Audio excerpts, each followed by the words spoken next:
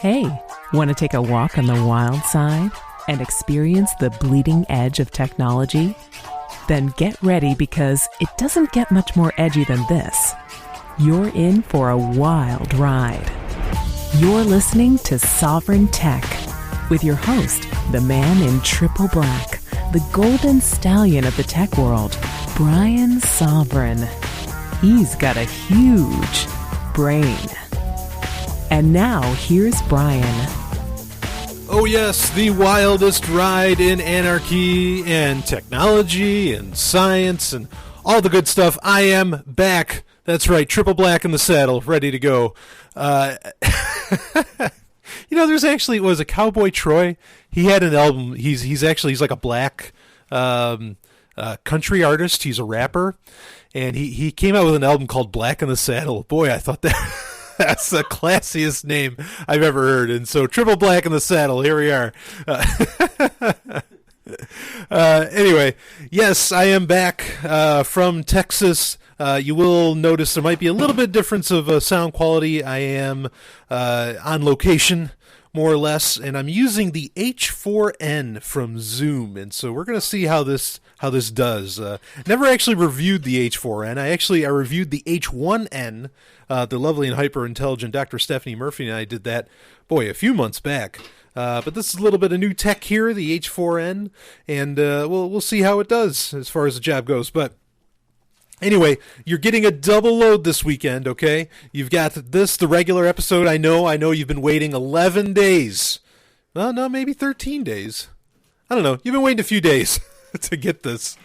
And it's what I have to do, and I'm going to try and work this out, because I've noticed a problem where I think a lot of my listeners, and a couple of people have told me this, that they only get the latest episode. And so when I release, when I do like a triple load, or like I did last time, I did a quadruple load, I end up, like you only end up getting one of the episodes out of those four, or out of the three, or out of the two. And so I've got to figure out how to work this out. I'm not sure what everybody's really using as far as their podcatching app. Of course, if you have access to apps or the internet, I recommend just listening to it on SoundCloud or the SoundCloud app. That way you can get access to the entire channel. It's really kind of the best way to go.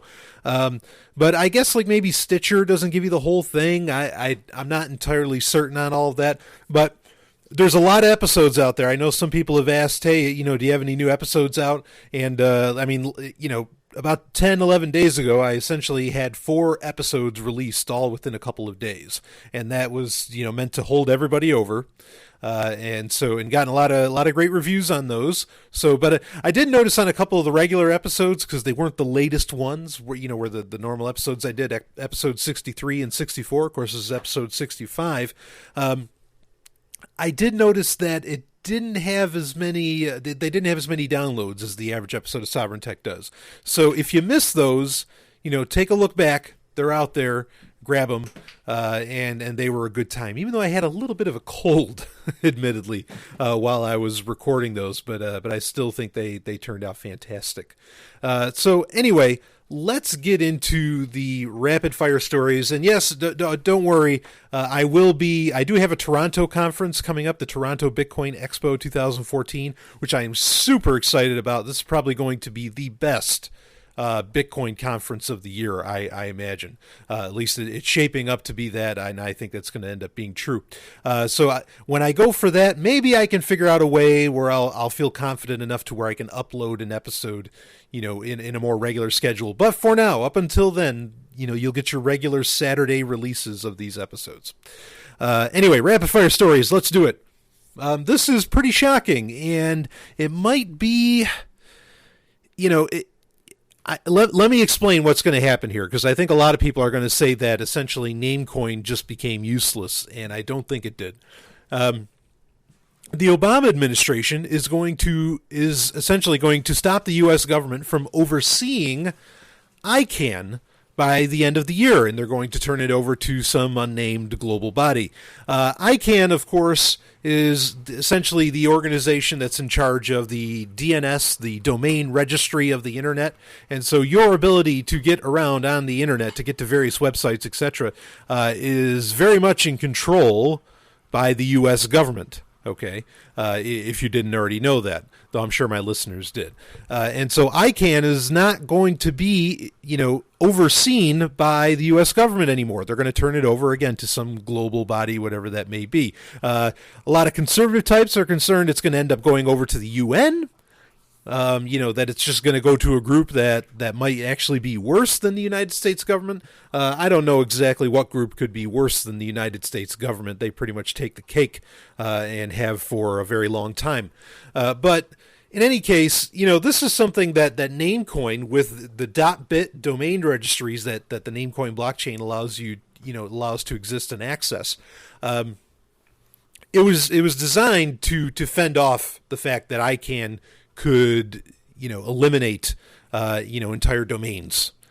And so some people are thinking, well, if the U.S. government is, if it's in charge, if the internet is now, if domain registries are now being controlled by the internet itself or by the global, economy or something like that, that Namecoin doesn't become necessary anymore. I disagree, because they haven't said who they're going to turn it over to, and it's always a very, very hard, I have a very hard time believing that the U.S. government or that people in power are ever going to relinquish that power. I don't believe that generally happens. Maybe in other countries, maybe it does. But by and large, certainly in the U.S., that just doesn't really occur. There's always some kind of twist. So we have no idea who it's getting turned over to. So frankly, Namecoin we know is decentralized. .bits are decentralized. So it's superior to any controlling body, I think, that one could choose outside of ICANN. Doesn't matter what. Because they're certainly not saying, if they just said they were going to decentralize and leave it open, then okay, fine, but that's not what they're saying they're going to do. So Namecoin's still important, .bits still incredibly important for taking the power away from the power hungry as far as control of the internet goes. So don't let that story make you think that, Namecoin's useless. It's just not so. Let's see, what else we got? Oh, MIT has developed a 3D printed solar cell on a sheet of paper. Like literally, you could print a solar cell onto any sheet of paper. And in fact, these solar cells are amazing. Like you can crumple them, you can fold them, and they still work. They still, get their full, do the whole voltaic business. It's amazing. So there's your power revolution right there. We can take a sheet of paper. Essentially, you could go and take, you could go to Walmart, buy that $4 or $5 pack of copy paper from, by Georgia Pacific, and effectively print solar cells onto it with a 3D printer. Awesome. And their power ratings are probably just going to get better and better as far as, what kind of charge they can actually provide. So really, really excited about that. Another story. This is amazing. This is so funny because, and it's amazing actually how often how often Microsoft, we're going to talk about Android in a minute, how often Microsoft is coming up during Rapidfire Stories. It's almost every week now. But that's because they just keep making these dunce moves. But essentially, Microsoft might be coming up with a Bingbook. As like a Chromebook, but instead it's going to have a free version of Windows 8.1 on there. Unbelievable. And the reason this is unbelievable is because Microsoft just got done with that crazy ad campaign saying that Chromebooks weren't real laptops. Well, then what are you doing making a Bingbook? Really, really asinine move on their part. It's interesting that finally, really, they're not exactly, like the story that this comes from, they're not exactly making Bingbooks per se, but they are making a free version of Windows 8.1. Or at least that's in talks. It's not official. And what's interesting about that is that this is what like Linux and so many other companies have been chopping away at Microsoft for, because Microsoft's bread and butter is the fact that it sells copies of, licenses. And they don't actually sell a copy of. They sell licenses to Microsoft Windows. And now they're realizing that that's not a sustainable model anymore, at least in the consumer market. In the enterprise market, different story. But in the consumer market, it doesn't work. And great, good, finally. What's that line from Tron Legacy? You can't charge money for something that was designed to be free. And, that that movie made plenty of stabs at Microsoft. But anyway, so this is great. Now, finally, Microsoft will be sort of the last holdout, minus some, minor, OS companies out there, of a company that actually charges for its operating system. Apple doesn't charge for OS X anymore. Linux doesn't charge any way you look at it. BSD doesn't charge any way you look at it. So, fantastic. I thought that was great news. And then, while we mentioned the Chromebooks, there is apparently at South by Southwest, the joke of a tech conference. Yes, it's a joke. I post on Twitter, I said, look, if you want to go to a real tech conference, just look for some garages where there's like this odd smelling, solder smoke coming out of it. You know what I mean? There's a real tech conference. That's where real innovation's happening. It's not happening at South by Southwest, and really, it's not happening at any of the big companies either, because all they're really doing, they're not innovating. None of these companies are innovating anymore. They're just buying out little companies that are doing the actual innovation, and that's not innovation. All the companies are doing what I absolutely despise that Microsoft did, has done for the past 30 years is, embrace and expand. I hate that because it kills markets and it kills innovation. So anyway, but with Sundar Pachai, who's the head of the Chrome OS department and the Android department at Google, he confirmed at South by Southwest that there are no present plans at all to merge Chrome OS and Android. A lot of people were waiting, when is this going to happen? When is it going to come together? A lot of people have had theories on it, but apparently not happening, as far as we can tell. And so one last rapid fire story, and then we got a good little story to talk about here for our main story. But one last this is a pro tip, a hot tip for you. This actually came from Lifehacker, or afterhours.lifehacker.com. I love it. It's my favorite blog on the internet right now, is afterhours.lifehacker.com. Did it for Website of the Week a little while back. And they say that undoing a bra, on your girlfriend or, partner, whatever, with your left hand makes it easier because it's designed to be unfastened, in that direction that your left hand would allow for. If you're sitting in front of her, okay, and you reach around, and if you're doing the reach around the back, you want to use your left hand for that one-handed unfastening. So great pro tip. Kudos to Lifehacker for letting everybody know about that, because I think there's plenty of lovely ladies and men that didn't know how to go about that per se. So now you know. Anyway, let's get into our main story of the week. We've got the story I'm about to tell you about actually shut down Twitter, which is remarkable to think that you could somehow crash Twitter, but it happened. And what this is about the most popular selfie of all time. And it was, certainly touted as it was going to be such by Ellen DeGeneres, who took it at the, I guess it was at the Oscars, was it? Anyway, let's read the story. It's from TechCrunch, which is becoming quite the shockingly libertarian source of news these days. But anyway, Thoreau warned us about Ellen's Oscar selfie. Thoreau, of course, being Henry David Thoreau, the very famous American author. He wrote Civil Disobedience, Walden, all kinds of really great books. Since the very beginnings of electronic communication, we were warned about the light-speed cultural wasteland we were stringing together. When Henry David Thoreau first heard about the telegraph, he surmised, "We are in great haste to construct a magnetic telegraph from Maine to Texas, but Maine and Texas it may be, have nothing important to communicate." Now, of course, the telegraph is, one of the first real mass forms of communication where, you essentially kept, it was transmitted by wire, and it was, Morse code, effectively tap, tap, tap, tap, tap, tap, tap, that whole business. He lamented that the first thing transmitted would probably be celebrity drivel, referencing Princess Mary Adelaide, a sort of 19th century Kardashian-esque gossip magnet. Perchance the first news that will leak through into the broad flapping American ear will be that Princess Adelaide has the whooping cough. Indeed, the more things change, the more they stay the same. Tonight, on the 21st century's own character-limited digital microphone, a dorkable talk show host, Ellen DeGeneres, snapped a celebrity-filled selfie at the Oscars. The selfie quickly eclipsed Barack Obama's historic re-election tweet.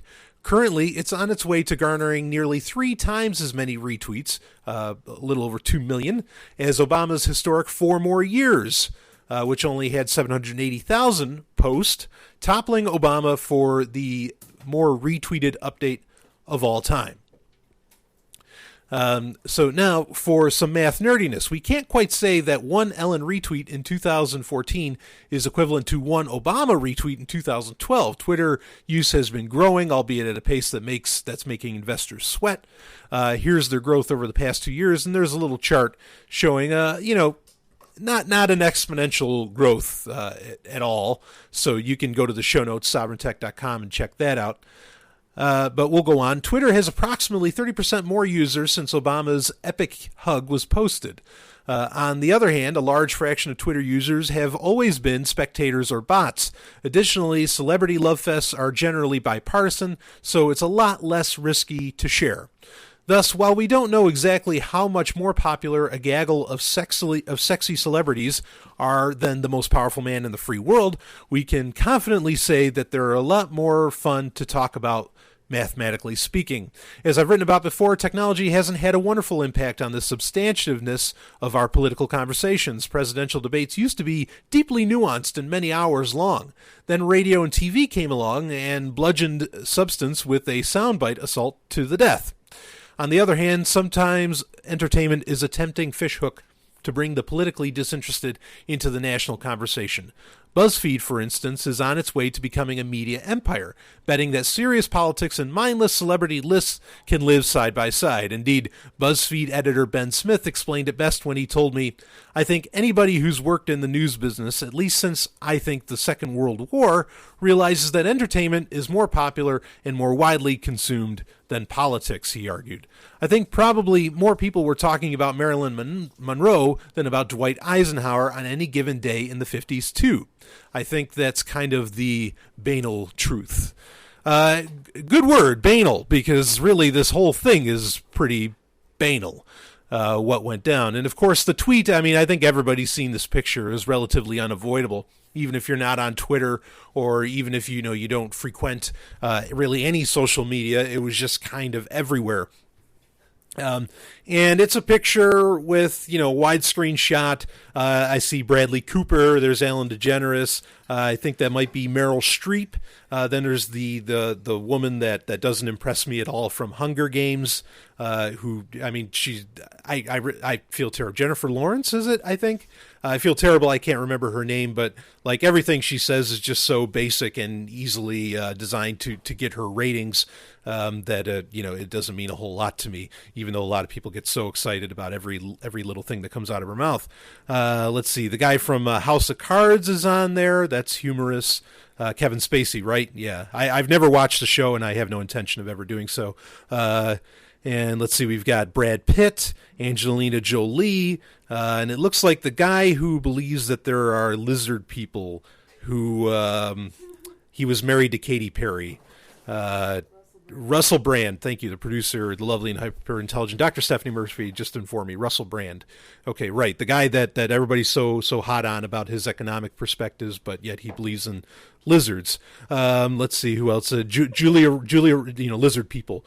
Julia Roberts is also in the shot. So, yeah, it's quite a star-studded shot, no doubt about it, and I can see why it would be considered the greatest selfie of all time.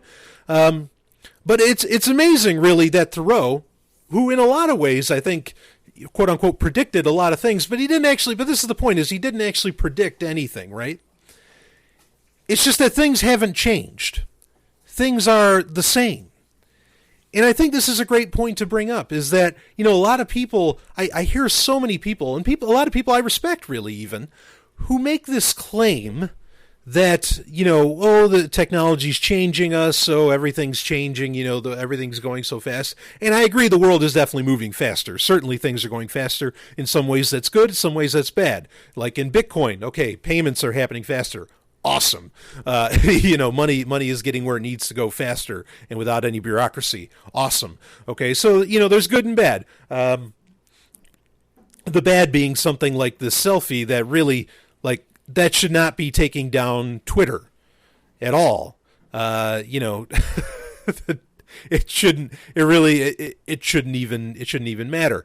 And please, I engage in a degree of celebrity worship, myself, from time to time. I mean, clearly, whenever you listen to Pick of the Week, there's plenty of times where I talk about tremendous performances by people. I don't really see anybody here that offers up, a whole lot of tremendous performances. Bradley Cooper was good in Limitless, right? So, but anyway, the point I want to get across, the point I want to discuss, is that things really aren't changing that much. I mean, now technology may be affecting us medically in certain ways, and that's okay. It's not okay, but that's a fact. That's understandable. Okay, but as far as our attitudes, I really do wonder if that many things are actually changing. Okay, yes, we're in Panopticon. Yes, the NSA is seeing everything we do. Certainly that's not a new dream. That's a dream that people have wanted for a while. You watch a movie like Fritz Lang's Metropolis, and you can see that. In fact, I recommend watching that movie. Pretty creepy stuff, albeit a science fiction classic. But yeah, things haven't changed. I mean, this whole celebritydom. I mean, even, he talked about what Princess Adelaide. She was essentially the Kim Kardashian of her time. And that is about what I think the Telegraph might have been used for, was to just spread around a bunch of bullshit. And for people to talk about, like it said, the most banal, and I know that word should be pronounced banal, okay, but I like banal a lot better. And I mean, they're spreading around the most banal stuff in the world. Like, you take Twitter. You know what Twitter's done? Twitter has toppled governments in a very real sense, okay? You think about Arab Spring. You think about all kinds of things. I mean, tremendous ideas have been spread through Twitter. Yet what takes down Twitter? Not these incredible ideas that get spread, not these, amazing revolutions happening around the world, but a bunch of asshats showing themselves in a picture at really a circle jerk, that being the Oscars. How kind of depressing is that? I gotta admit, it is a little depressing that this is what people, it's very much, Rome is falling, give the people their bread in circuses, right? And that's a shame. That's a real shame that's how this is going down. In fact, Ayn Rand predicted this too, where in Atlas Shrugged, she talked about how people were just when everything was going, to hell in a handbasket, people were running to the films, running to the movies to just escape from all of it. So maybe that means that the present way that things are, that being with governments, is falling away. And you know what? That's actually not a bad thing. That's a hopeful message. Maybe things are changing. I'll be back with more.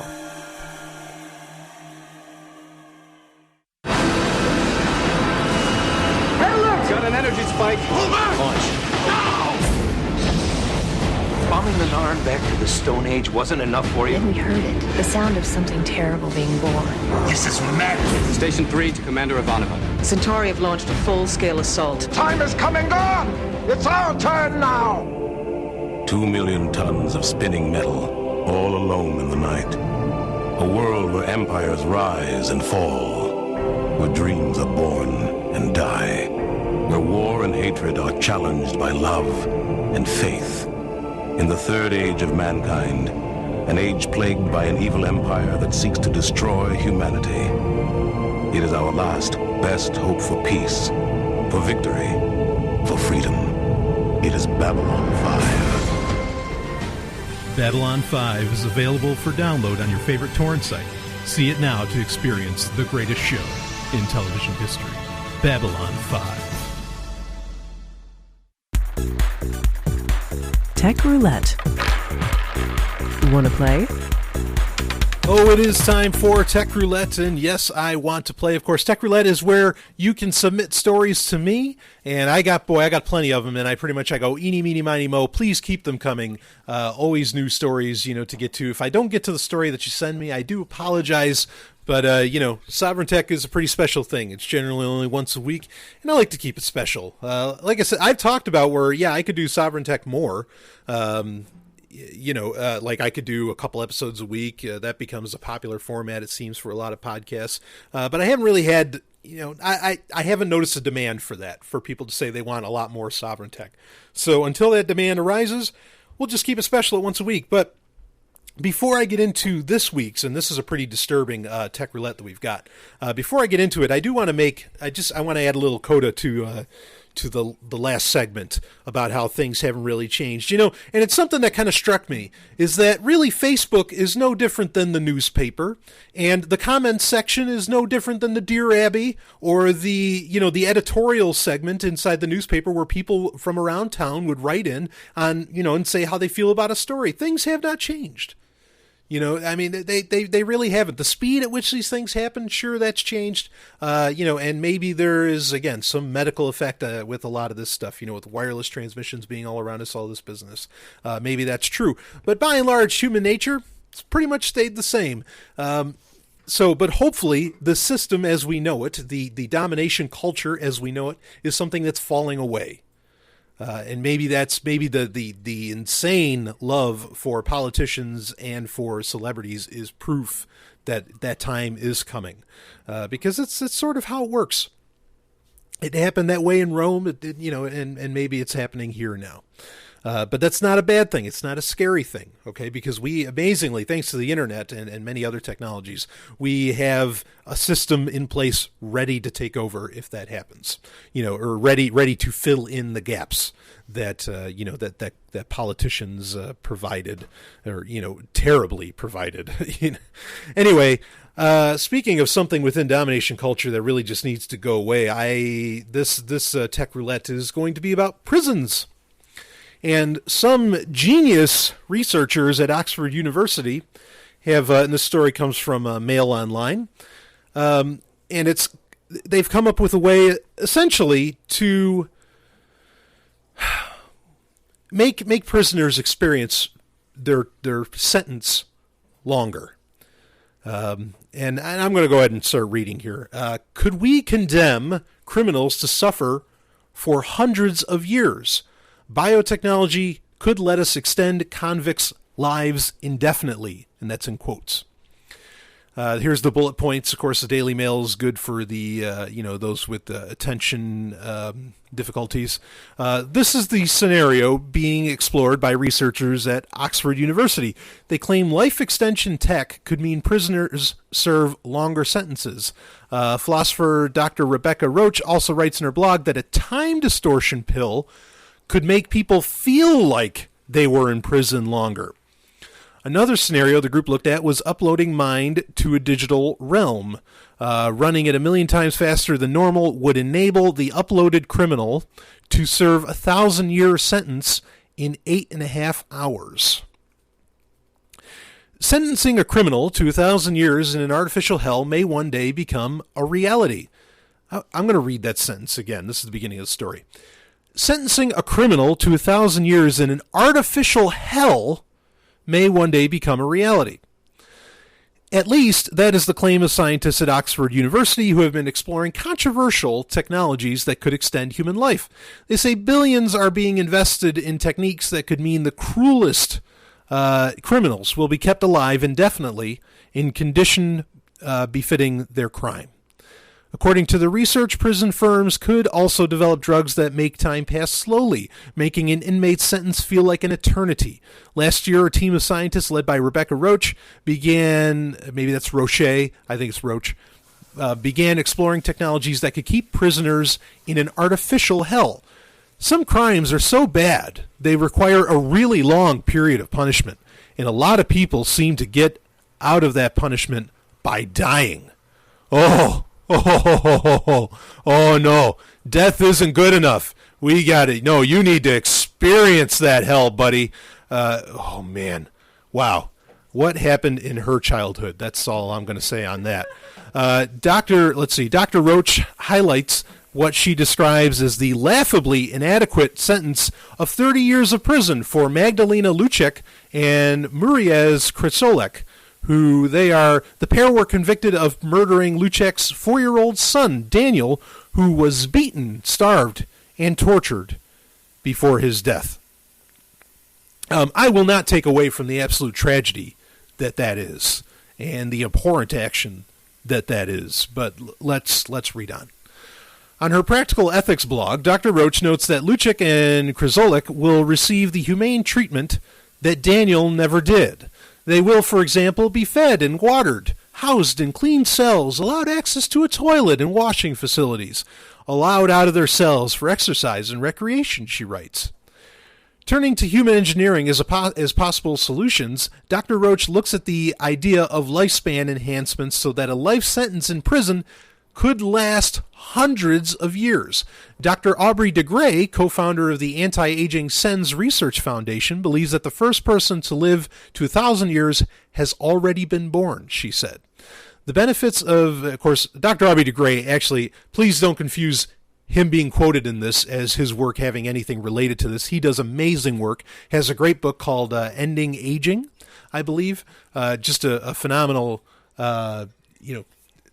scientist who really has had quite the path to go on. Anyway, the benefits of such radical lifespan enhancement are obvious, but it could also be harnessed to increase the severity of punishments.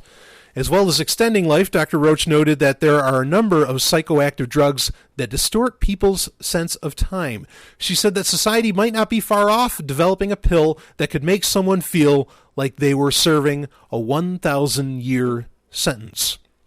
Of course, there is a widely held view that any amount of tinkering with a person's brain is unacceptably invasive, she said, but you might not need to interfere with the brain directly. I agree with that statement, that it is unacceptably invasive to interfere with anyone's brain patterns the way they're talking about. Time distortion, for instance, is already a technique used in interrogation where people are exposed to constant light or unusual light changes so that they can't tell what time of day it is. Another scenario being explored by the group is uploading the criminal's mind to a digital realm to speed up the 1,000-year sentence. As the technology required to scan and map human brain processes improves, some people believe it will one day be possible to upload human minds onto computers, Dr. Roach said. This means that the sufficient computer power, it would be possible to speed up the rate at which an uploaded mind runs. Similarly, uploading the mind of a convicted criminal and running it 1,000,000 times faster than normal would enable the uploaded criminal to serve a 1,000-year sentence in 8.5 hours. This would obviously be much cheaper for the taxpayer than extending criminals' lifespans to enable them to serve 1,000 years in real time, said Dr. Roach. If these technologies are developed, one crime that could never justify eternal punishment was something that would endanger mankind.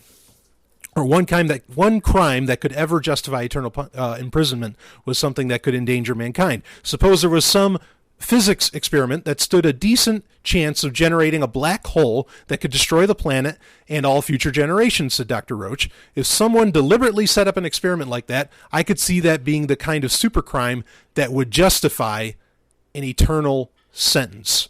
And I'm guessing Dr. Roach is somehow referencing maybe, the super collider in Europe that supposedly, had the potential to open up a black hole and suck all of reality into it. Whatever. If everything gets sucked into a black hole, how exactly are you going? How are you going to imprison somebody, or give them some kind of like eternal sentence? Imprisoned. This is terrifying. This is absolutely terrifying. I feel so bad for Dr. Roach. I don't know what exactly happened to her in her life that she feels that this is necessary.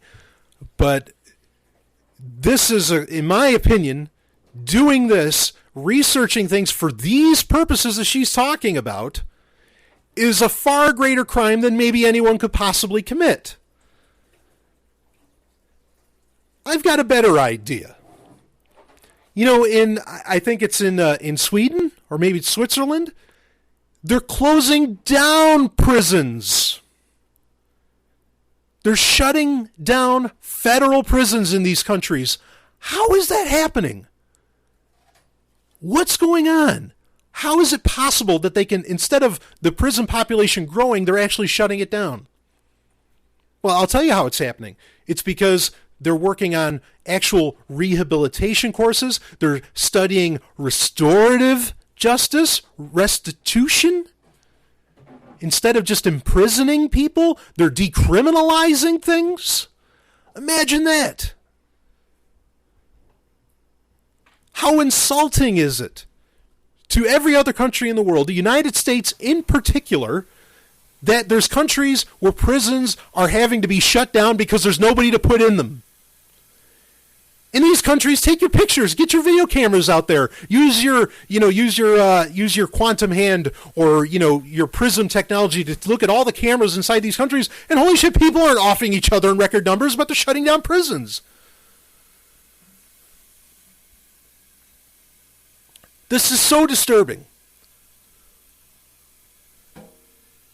What exactly are people expecting? If you put somebody through for them to experience 1,000 years of some kind of hell, and boy, if you can adjust the time frame that they experience, can you adjust the environment that they experience? And what are they going to do then? Are we going to literally put them through a hell, like in some kind of fiery furnace or something? What the fuck is wrong with you people? That you want to subject other human beings to that? This is twisted shit. Twisted. I understand a need for justice. This isn't justice. Okay? This is not justice. Putting people through this kind of crap, it's not going to serve the people that actually need to be restored from whatever crime occurred. And there's absolutely no understanding being given to why exactly, she brought up this atrocious case where a 4-year-old was starved and killed. What brought all that on? How about we explore those issues of what pushes a person to where that they think that's okay?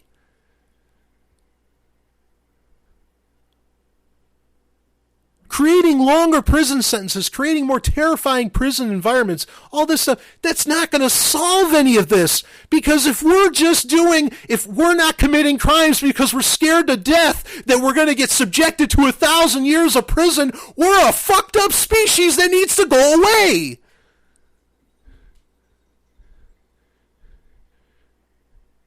This woman's insane. She's literally insane.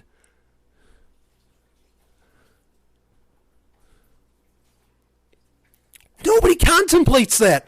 Why? Nobody thinks about the fact that, wait a minute, we're basing everybody doing good, we're basing all of our society on the fact that you could get punished. That you're going to be a good boy because you could get 1,000 years in perhaps some form of literal hell. Oh, that's twisted. I know I keep repeating it, but the point's got to sink in. And I'm terrified with a lot of these things because there's other people doing similar. There's researchers at other universities, I think out of Arizona. There's researchers who are studying how to make humans more peaceful and more docile. They want to actually rewire the brain to somehow create that effect. You don't have to rewire anything. You just have to look at what the root causes these things of what these things are in society. Government funds that research. Yeah, government funds. Yeah, the lovely and hyper-intelligent Dr. Stephanie Murphy just said the government funds that research. Hell yes, the government, I'm sure, is very, very interested in what's being done at Oxford University. Imagine what else this stuff would get used for. Torture? Oh, they'd love that. Get some quote-unquote, and emphasis on the quotes, terrorist. No, we didn't do waterboarding. We just injected him, we just gave him this pill that essentially put him through the 7 levels of hell. Well, he didn't really get hurt then. Are you kidding?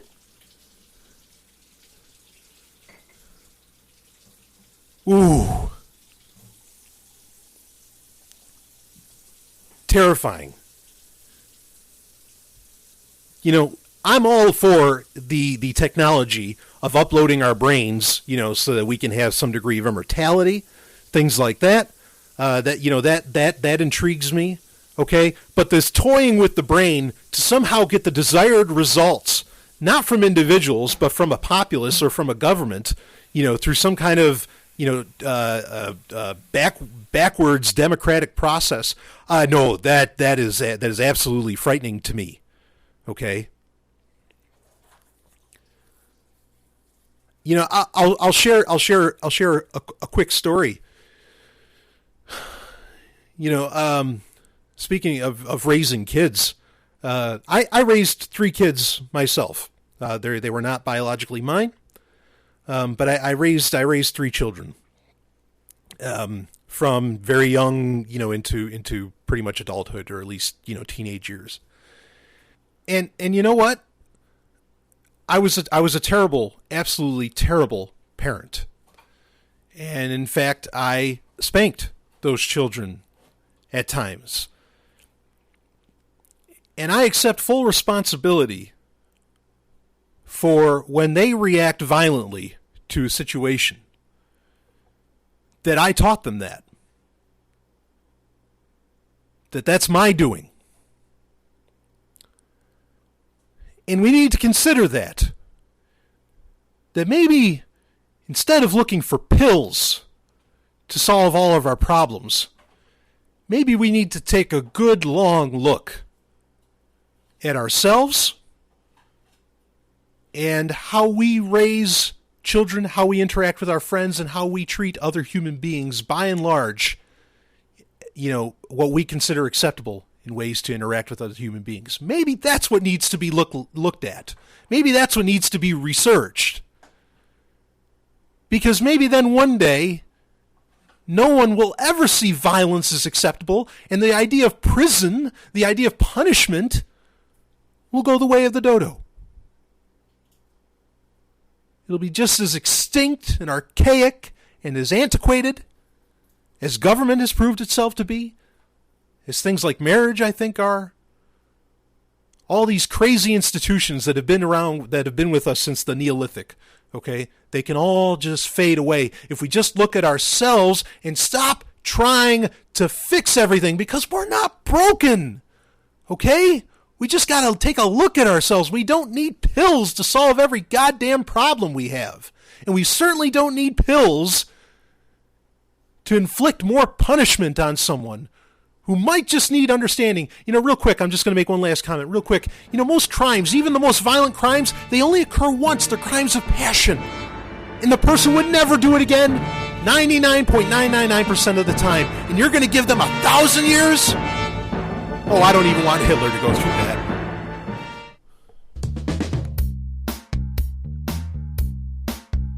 Time now for 90 Seconds on Sex with Dr. Paul. When you're doing the drive-thru at McDonald's, Kentucky Fried Chicken, or Jack in the Box, the last thing you're probably thinking about is whether Ronald McDonald, Colonel Sanders, or Jack might be messing with your lovemaking. But researchers are finding an association between obesity and erectile dysfunction in men who are as young as 20 years of age. And if you really want to make things bad for yourself, pull out a pack of cigarettes while you're asking the drive-thru attendant to supersize you. While being overweight isn't causing a huge demand for Viagra in men under 30, researchers are finding that young men who are overweight are having more erection-related issues than guys who aren't. But there is good news if you've decided you're going to take weight off. You don't have to be the biggest loser to see erection-related improvement. Just losing 5 to 10% of your body weight can make a substantial improvement in erectile dysfunction. It can also result in a significant increase in your body's level of testosterone, which can be a good thing. However, researchers are suggesting that how you lose the weight might make even more of a difference. They suspect that diet, combined with an increase in exercise activity, could have a more positive effect on the future of your erections than if you lost the same amount of weight by eating less, but without exercising. For more, visit 90secondsonsex.com. Software of the Week. It is time for Software of the Week, where I cover a piece of software that I consider useful. Sometimes it's something terrible. I try not to do that too much unless I think it's something that people just need to look out for, or be careful, that they even use it. This week, I've got a really, really interesting one. Now, I've mentioned before that really the Snowden revelations, along with many other things, are bringing on a crypto economy, okay? And I don't just mean Bitcoin. I mean, in general, there is a desire. People want, apps, software, devices, whatever, that ensure their privacy. And so this is becoming pretty popular. I talked about one a little while back called Wicker, which was being done by a slew of great names: Nico Sell, Cory Doctorow, just to name a couple of them. And it's a great app. Wicker it's WICKR, really, really great. But there's one that I might be a little more interested in, and these are just going to keep popping up. So, we're going to have to keep, pay close attention to which one everybody wants to use. Hopefully one day there will be a standard that we will go by. Sorry, I just got a little distracted. And this one, though, this app, I am really intrigued by, because you might have heard me before say that don't follow the money, follow the attitude when it comes to when you're looking into the origins of something, okay? I give it the example of like Tor. Tor is run by an anarchist. Pretty safe bet to use that. Google is run by, by a fascist, that being Larry Page. Probably don't want to trust them a whole lot. So, anyway, this is called Telegram, which is funny because we were earlier just talking about the telegram or the telegraph, how that that changed the world. And maybe Telegram, the app for iPhone and Android, and there's some unofficial ports. There's like a web-based version of this, as well as there's one for Chrome, thus Chrome OS. This is really great. It's being done by the same guys that came up with VK. They're Russian, Nikolai and Pavel Durov, and it pretty much does everything I mentioned that Wicker does. It has video, it has audio messaging, it has pictures. You can set a timer on when those self-destruct. It has text messaging essentially. It doesn't integrate with your text messenger. It does require a phone number to use. That's something that may turn people off a little bit. But it can integrate with your contacts if you want it to. Doesn't have to. But you can use it on pretty much any system you've got. Really, really handy. The only thing you need to log in, I think, is a phone number, and you may not even need that. So, anyway, the beauty. Oh, there's something else this does too. It actually allows you to transfer. This is kind of like what Skype allows for. It allows you to transfer 1 gigabyte files. That's amazing. And it also Telegram has end-to-end encryption. If you just send it, there's like an option to send create a secret message, and that will do actually device, end-to-end, device-to-device encryption. So you would have to be using, even if you had it on Chrome and you had it on your Android phone, you'd have to say you sent the message from your Android phone, you'd have to look at it from your Android phone, even though you're using the same account on multiple devices. But it allows for that. Otherwise, the encryption, there is an encryption that happens at the server. Okay, and here's the thing. A lot of people don't know about Pavel Durov in the West, okay, but he is an anarcho-capitalist. He is one of the richest men in the world, all right? He wears triple black. He's the whole thing. He hates government. He actually specifically designed Telegram, the app, to thwart Russian security agencies, and thus security agencies all around the world. This is a very popular app, especially in Europe, and, pretty much all around the world. Other than the U.S., of course, because, well, it's the U.S. So check this out, because that's the thing. This is the guy's attitude. He created this. There will never be ads. This is not ad funded. He created this specifically in mind to help bring on anarchy, to help bring on a governmentless society. That is so exciting. And look into Pavel Durov if you haven't. Definitely a lot of scandal around a guy like that, but when you're a person, of means, that often, believe me, that happens, okay? but yeah, just incredible. You know, and it really simple, really slick little app. I use it. You know, or at least I've started using it since I've heard about it. It's been around for a couple of years now, or at least a year. Anyway, check it out. Telegram, really, really slick stuff. And hey, it's run by an anarchist. Go, go, go. From Big Finish Productions, Blake 7, The Classic Audio Adventures. I'm taking Liberator in on manual. We'll be in teleport range in 2 minutes. What the hell was that? Information. Liberator has been attacked. You don't say. Put up the force wall. Confirm. Message to all ground commanders. Initiate the final phase. Let's crush these rebels once and for all. My name is Avon. Kerr Avon. Kerr Avon. Our hostage arrives. But you may be unnecessary. As a hostage, it's nice to be superfluous. You can go to Blake7.com to find more of the new adventures of one of science fiction's greatest masterpieces, Blake 7, at Blake7.com.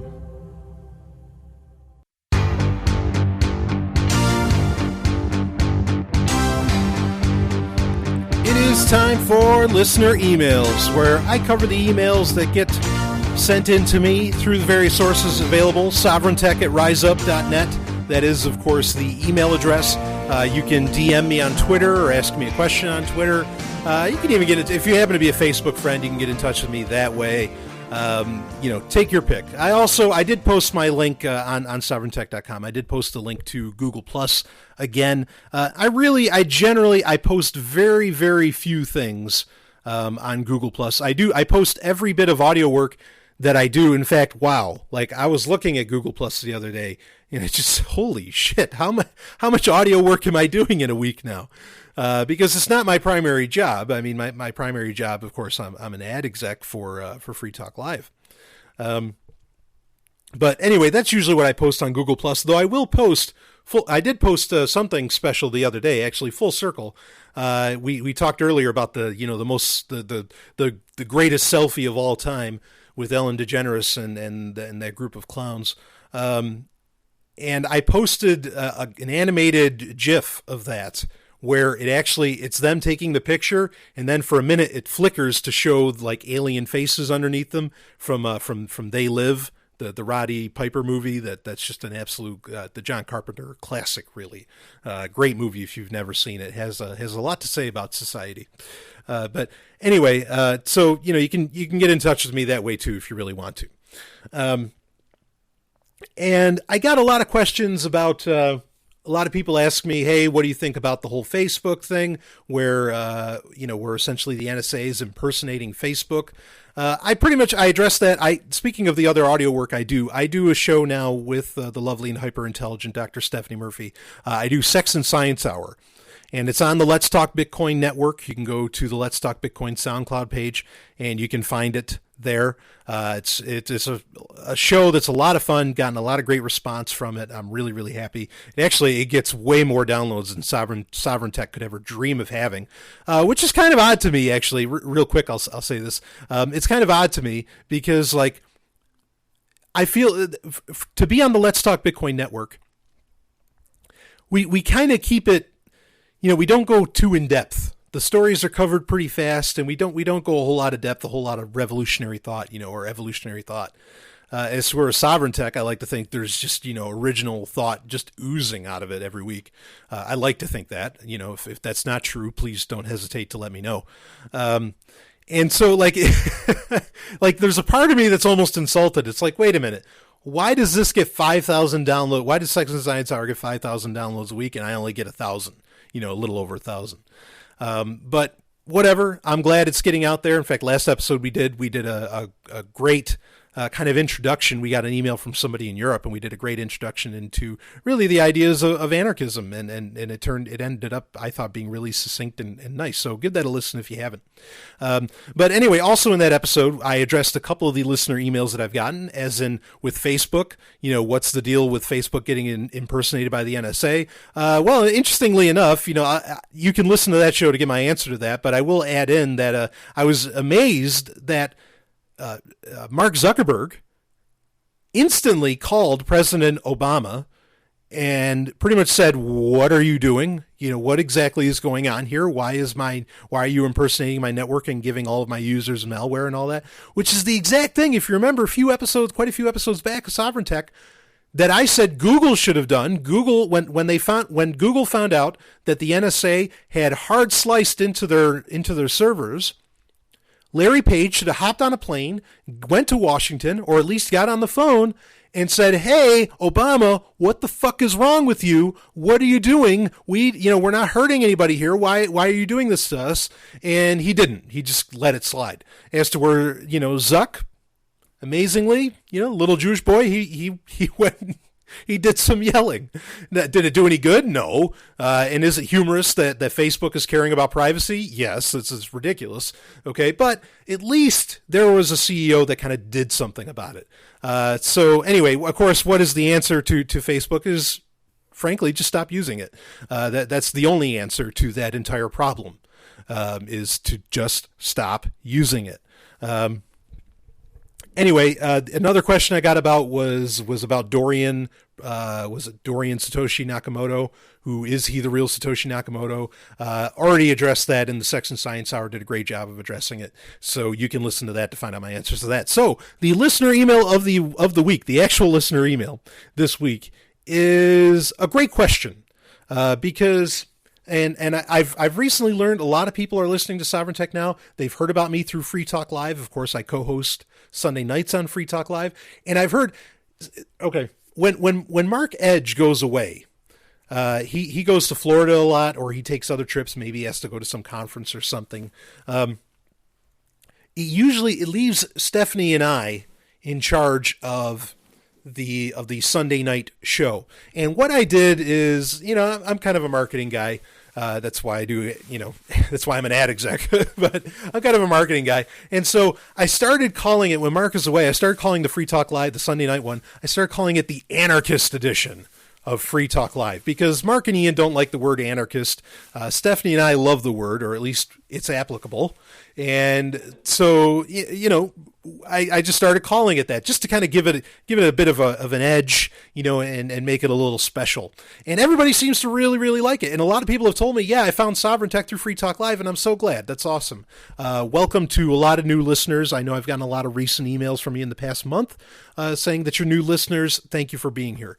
And so one of the questions I got from one of these new listeners was because they started listening and they heard, in fact, I already addressed this a couple episodes ago. I think it was episode 64, which is the last episode, about the Sphinx. A lot of people ask me about the Egyptian Sphinx, like, okay, because I made a tease. Who built it? Because I laid out a little bit of evidence. There's a lot more, but I laid out a little bit of evidence to say that the Egyptians didn't build it; they just found it, much like we did.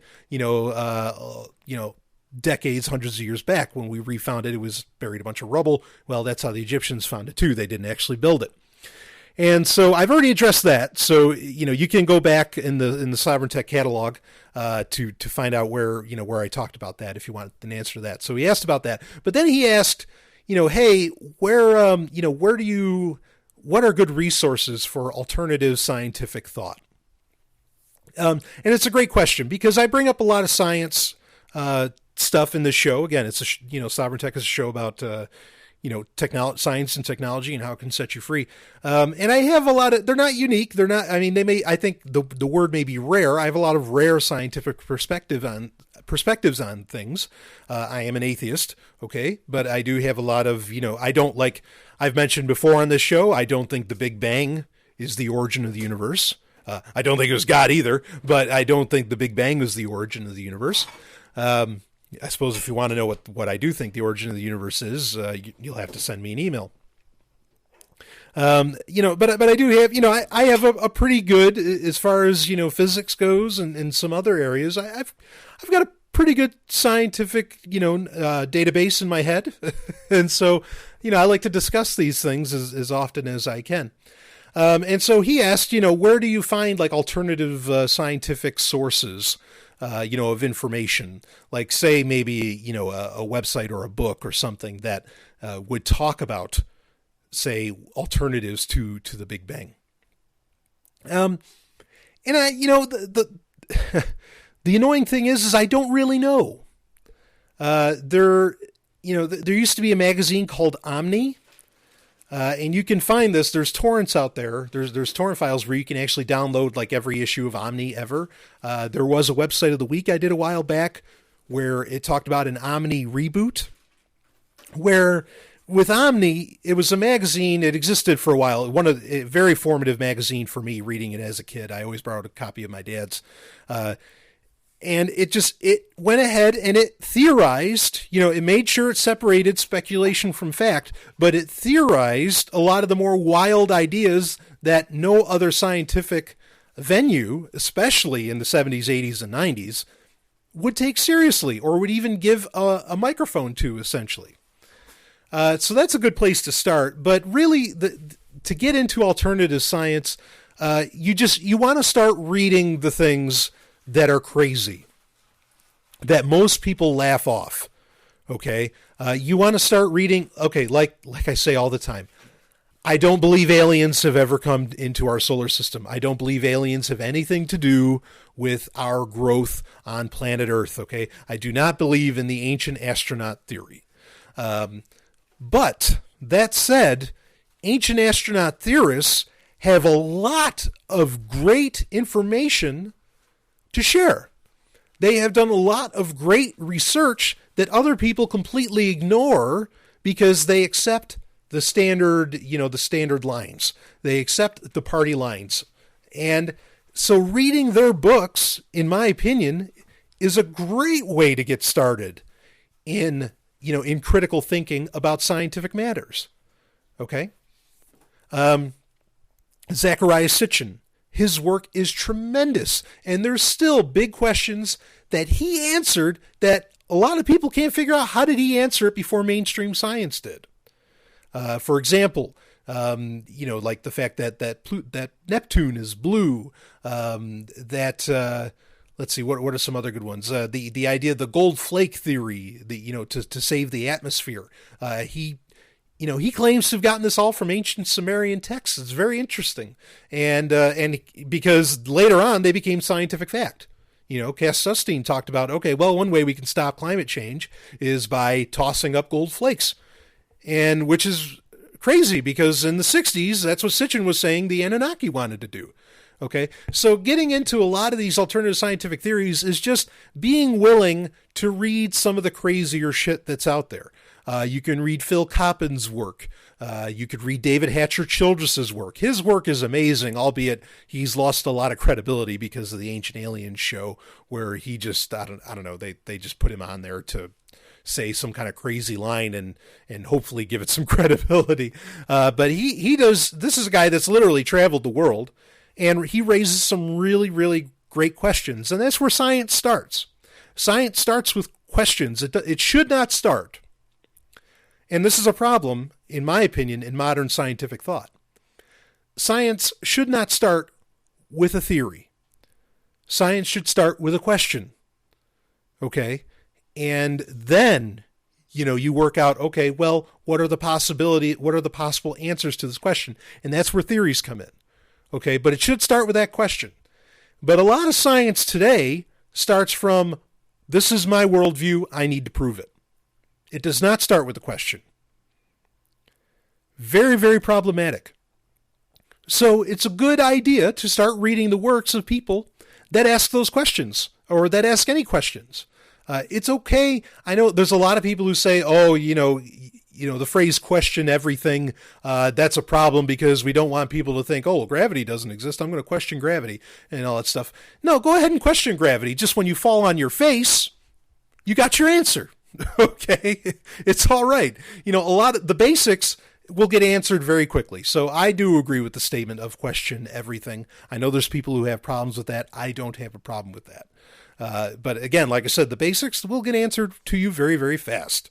So that's really it. I wish there was a website out there that I thought, and maybe someone will email it to me after they hear this listener email segment, and then I'll run it for website of the week. I guarantee it.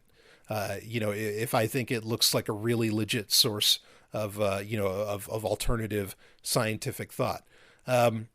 But science, science is really, it's kind of a mess right now. There's so much going on that is, really, it's really changing the way that we've accepted the world for even just 100 years. And that's important too, because a lot of what we consider absolute scientific fact has only been around for 100 years. That's an incredibly short period of time for something to be considered absolute fact. So, there's a lot of questions to be asked is my whole point in saying that. I wish I could remember where I read about this, and I've been trying to research this because I want to talk about green technology in upcoming episodes of Sovryn Tech, because I'm a supporter of environmentalism. Hear me out before you start saying, "Oh, you fucking commie, you socialist." I'm not going to go into it now, but in a future episode, I will go into that. But there was the Ice Age. Supposedly, that was a theory that was accepted with very little scientific evidence at first, and people just kind of ran with it. I'm looking into that, okay, but that might be a place to start. Look into where some of these, mainstream scientific theories that we have, and, start questioning, wait a minute, they just accepted it? Is that's so? Dark matter has the same problem. I've talked about this. Maybe it's been a long time on the show since I've talked about dark matter, but dark matter is some of the worst science, in my opinion, that we've ever come up with, because dark matter is, okay, we've got this problem. According to the Big Bang, the universe should be, collapsing. It shouldn't be expanding, but the universe is expanding. Okay, why is it expanding? And so the question becomes, why is it expanding? Good, they're asking the question. But then they won't, they have to figure out, why is it expanding within the theory of the Big Bang? And so they're not going all the way in the question as to, okay, maybe the Big Bang isn't actually the answer. Maybe that's not the origin of everything. And so, they come up with dark matter, which is something we have a very, very difficult time. We can't really scientifically prove it's there. You can't see it. I mean, it may as well be God, frankly, the way that dark matter is described and used. It's just this catch-all to somehow just throw in, throw a plug in the side of the boat, with a giant hole that's leaking water into the ship of science. And so, that's a problem. Okay. And, why is the Big Bang theory? Where are the questions with that? Well, you have the Methuselah star. The Methuselah star is, by every scientific metric, older than the universe. That's not possible. That can't be. The universe is 13.4 billion years old. The Methuselah star is about 14 billion years old. That can't be. But it is by our scientific metrics, okay? So, there's a lot of questions to ask about this stuff. And so that's where you start. You can hit up Wikipedia, reading on Wikipedia. That's the beauty of Wikipedia. This might be the best place to start, quite frankly, because Wikipedia will put the controversies at the bottom of the article. And that's where real scientific research, I think, kind of happens, or the real questions get started. So check that out. I hope that answer helped. I'll be back with more. Hey, Brian, what's that funny sticker over your laptop webcam? I was trying to spy on you while you were in the shower, but now I can't. See, that's why I have it. And it's from EFF.org. EFF? What's that? It's the Electronic Frontier Foundation, totally donor-funded organization that fights for internet freedom, privacy. Wow, that sounds great. So EFF.org, I support internet freedom and privacy, and maybe you do too. Yeah, and you can support them with Bitcoin. The Electronic Frontier Foundation at EFF.org. Brian! Stop playing those video games! Just a minute, Mom. Game Talk. It is time for Game Talk, where we talk video games. And boy, still no sign of that Duke Nukem RPG. Man, no, genuinely, I'm wondering where the hell this thing is, if it was even made. I mean, they said they're going to release it on the 25th, and they can't even leak a screenshot, because now there's that big battle with legal battle with Gearbox over it. Oh, ugly. Real quick story. Apparently, Amazon, there was a leak of Amazon's game controller for their Android-based game system, and that's great, because if you got a controller, if there is a controller, granted it was an ugly controller, but if there is a controller being developed, you're generally, the way video game systems are designed, are their development stages, the controller's like the last one, and so that means we're probably pretty close to release. And of course, there was news about Google. They bought out a game console company, and that apparently wasn't really new news at all. It just kind of got rediscovered that they had done it, but they actually bought it a few years ago. So anyway, the console wars are heating up, and that's great, because I'm almost expecting an oversaturation. And we're going to end up with the video game crash of '84 again, where every company on the planet came out with their own game system, and then they all crashed. And there ended up with millions of copies of E.T. getting tossed into a landfill, right? But what came out of the video game crash was the Nintendo Entertainment System. The out of a phoenix came out of the ashes, and so I'm actually pretty much looking forward to, if there's another video game crash, I'm looking forward to seeing what that Phoenix would be. Of course, it'd probably just be PC gaming, which really never died and probably never will, as much as people keep saying that it does. Anyway, speaking of kind of the next generation of gaming, which is sort of what I hinted at there, this is something I've talked about in the past, wasn't too excited about it, but then I read an article, and it's the Oculus Rift, which is a 3D virtual headset that you can wear. I read an article about this in PC Gamer last week, and it finally came up with something where I was like, well, this might not necessarily change the face of video gaming. It may still, but it actually has an implication that I think is incredibly nostalgic and cool, that I'm going to talk about. But I'll start, I'll read a couple of these things from PC Gamer. They talked about, they essentially tested it with Euro Truck Simulator 2, which, of course, boy, the amount of simulator, there's a simulator game for everything now. It's really, really mind-blowing. And some simulators I understand, I understand flight simulators, and I understand, space simulators, things like that, things that you can't really readily or inexpensively do per se. But some of the, like Euro Truck Simulator, it's it's actually, it's kind of easy by comparison to other kind of simulations. It's kind of easy to actually become a trucker. So, if you so much enjoy trucking that you create a popular simulator game, maybe why don't you just become a trucker? So, that fact aside, they really they put in the Oculus Rift support in Euro Truck Simulator 2, and apparently it was a lot of fun to do. And the Oculus Rift worked really well. You could look around, the cabin of the truck, and it just really made for a great experience. So driving games, yeah, I think the Oculus Rift could really be a game changer as far as driving goes. And I hadn't really thought about that, because it seems like, and I fall prey to this too, that everything, that video gaming is almost entirely FPSs or RTSs or, like Dota 2 or something. And so, but that's not fair, because there's a lot of games out there that are totally different. So I could see, like I say, for driving simulators, I could really see Oculus Rift taking off. And for a lot of simulation games, I could see it being a big deal. For first-person shooters, I just don't think it'll gel. For, RTSs, I don't really see it necessarily working either, unless there's a drastic change in the way RTSs are developed. But this leads me to the other 2 points that PC Gamer brought up, and I thought these were fantastic. These are really changing stuff. I mean, this is wild. One of them is VR cinema. And I'm going to read from the PC Gamer article here, and of course you can read the whole thing in the show notes at sovereigntech.com. VR cinema is a virtual movie theater that allows you to watch video files imported from your PC on a remarkably convincing cinema screen.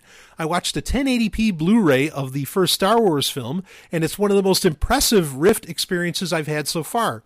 You can wander around the theater freely, or use a hologram-like interface to jump between seats. The screen feels genuinely massive, especially when you walk towards it and look up. Cleverly, the lighting around you reacts dynamically to what's happening in the film.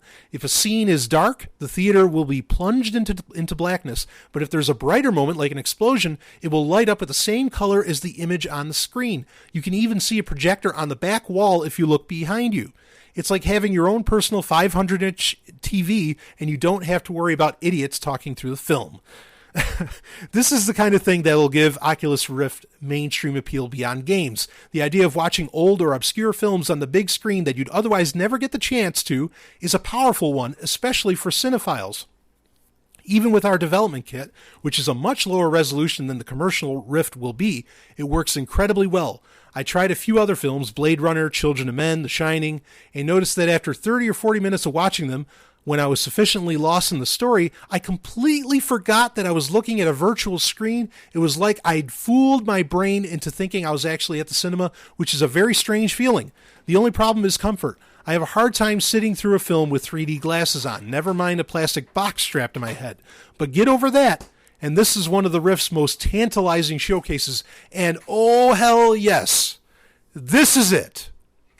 This sold me on the Rift. The Oculus Rift I thought was gimmicky. Up until this, I can totally believe what he's saying.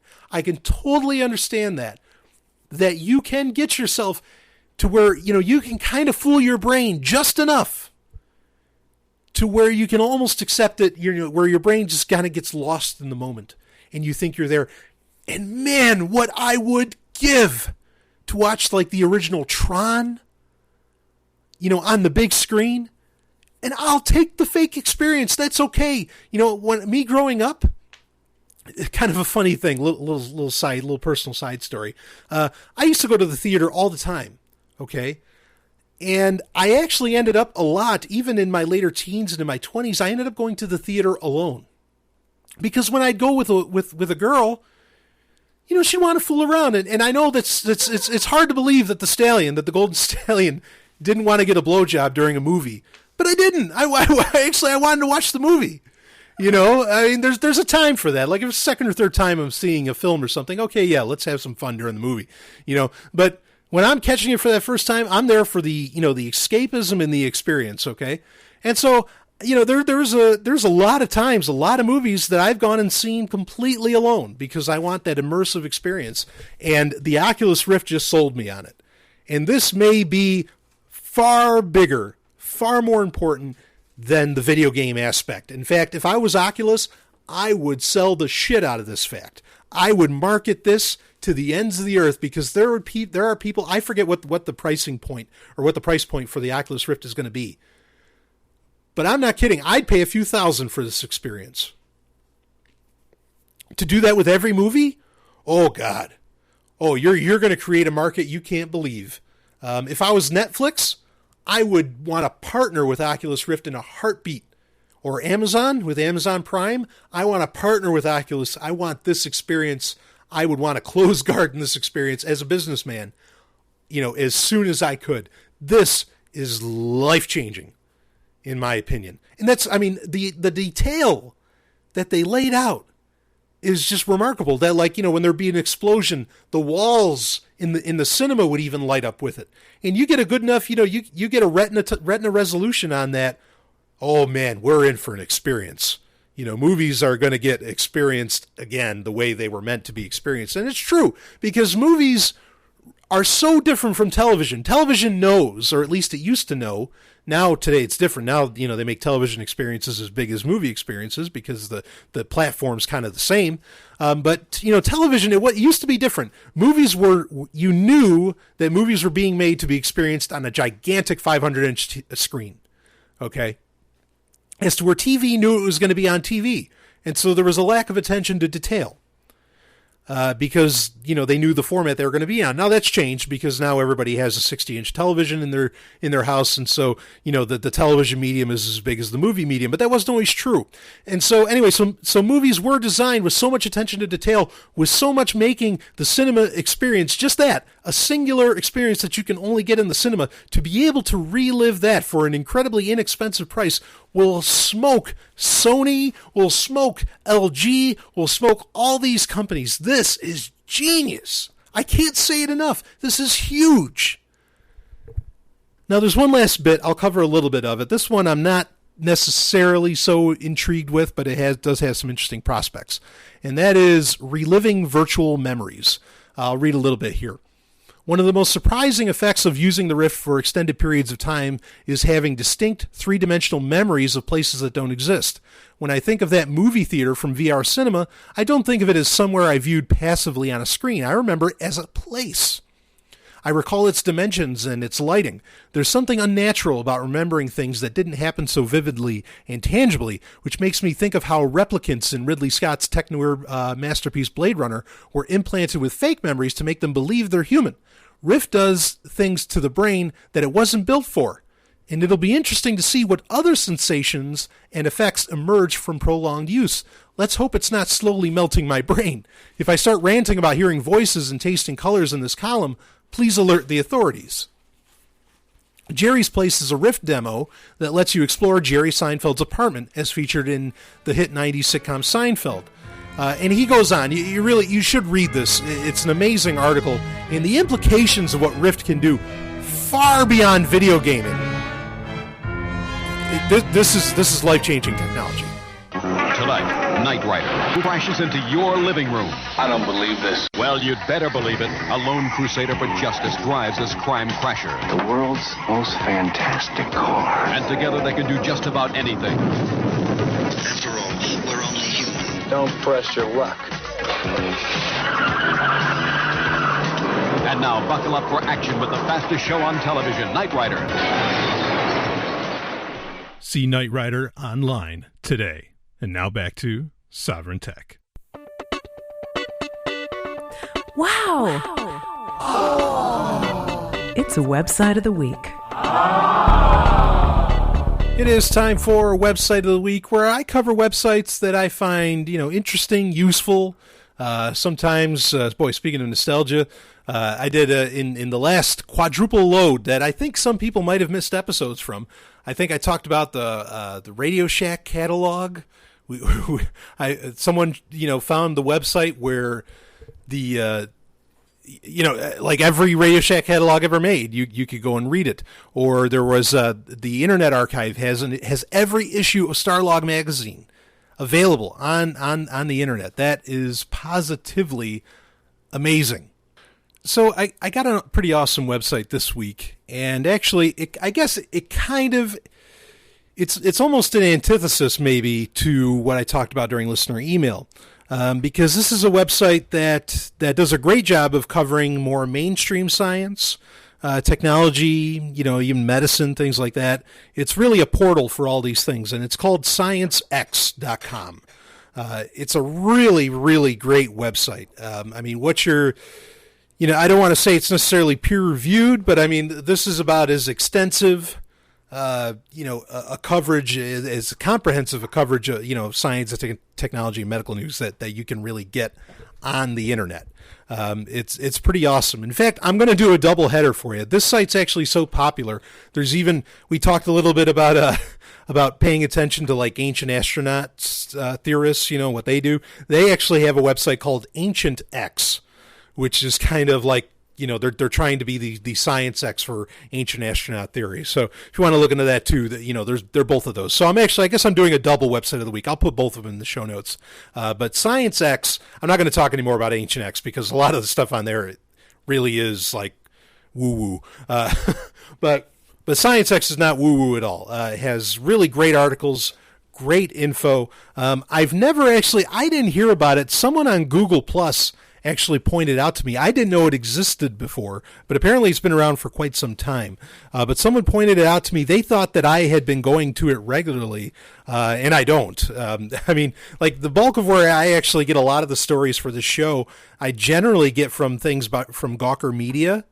That's really where I'm kind of a staple in that user space. But ScienceX, is an area where I need to be looking a lot more.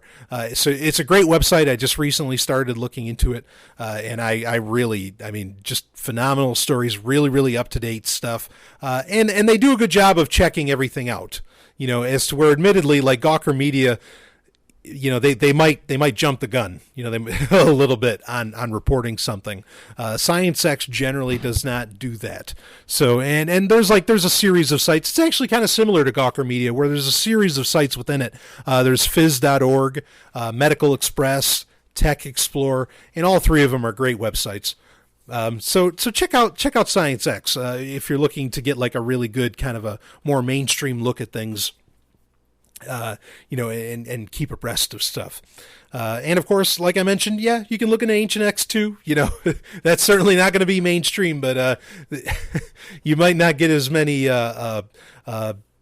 references available on AncientX as compared to ScienceX. And this is good, and it's interesting because it raises the great point that the desire for legitimate or for, well thought out, well laid out information is still exists on the internet. This is one of those cases where it's true. And the government didn't demand it. People just wanted it. And so the market fit the niche. So ScienceX.com. There's no dashes or anything. It's all one word. ScienceX.com. And of course, go to SovrynTech.com. You can just click on the link in the show notes there. I'll be back with more. Hey everybody, it's Stephanie. I am the Sovryn Tech producer, but did you know I am also a voiceover artist? Yes, it's true. I make audiobooks, commercials for your business. I narrate explainer videos. Pretty much any audio project that you can think of, I'm probably willing to work on it, or I have worked on it in the past. And if you want to hear some samples of my previous work, or you want to find out a little bit more about what I do, then I encourage you to check out my voiceover website, which is smvoice.info, smvoice.info. Now back to Sovryn Tech. Hacker Stories. It is time for Hacker Stories, where I cover stories that have to do, security issues or that have to do with some of the real heroes on planet Earth.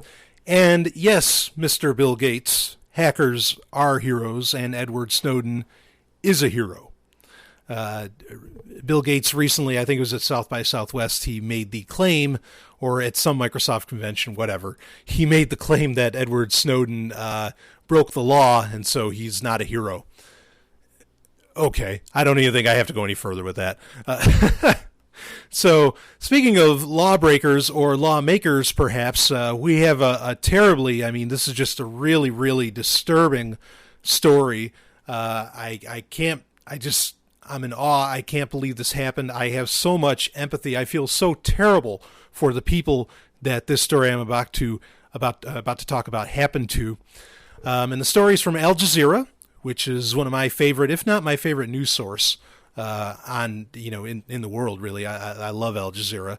Actually, the Al Jazeera just came out with an Al Jazeera America app for Android and iOS. It's beautiful, blows away any mainstream media news source by a long shot. But anyway, I feel so bad for the people that this article is about, and it is a very serious security issue. And U.S. Senator Dianne Feinstein said that the CIA has searched Senate computers. Oh, God. Oh, no. Oh, I can't believe they did that. Oh, it's so terrible. Oh, they searched the CIA computers. Oh, God. Oh. Okay, obviously I'm kidding.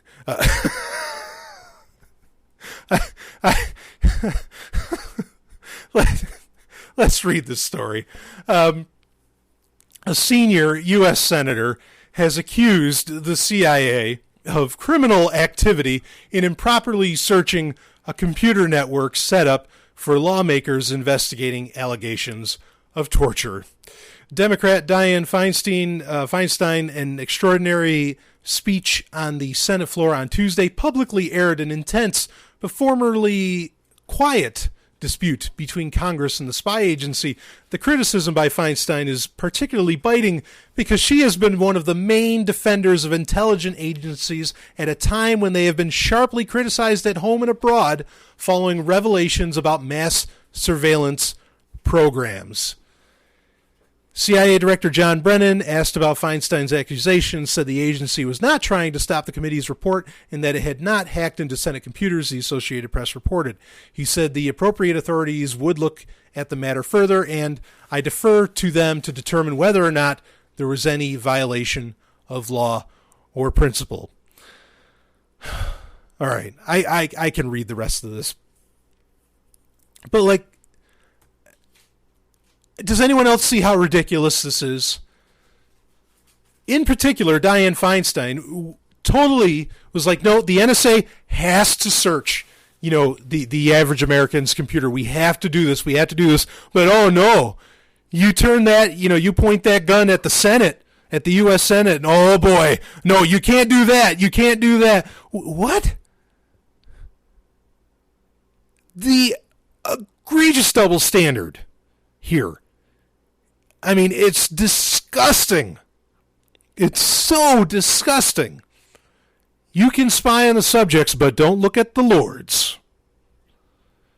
That no one else is freaking out about this, or that no one else thinks that this woman is a joke for complaining about her computers getting searched. But saying that yours has to? Ooh. I'll read on. Millions of documents. The CIA provided computers to congressional staffers in a secure room in Northern Virginia in 2009 so the panel could review millions of pages of top-secret documents in the course of its investigation into the CIA's detentions and interrogations conducted during the Bush administration. At issue now is whether the CIA violated an agreement made with the Senate Intelligence Committee about monitoring the panel's use of CIA computers. Feinstein said the Senate staff members had an electronic search tool to deal with 6.2 million pages of documents and the ability to make copies on their computers.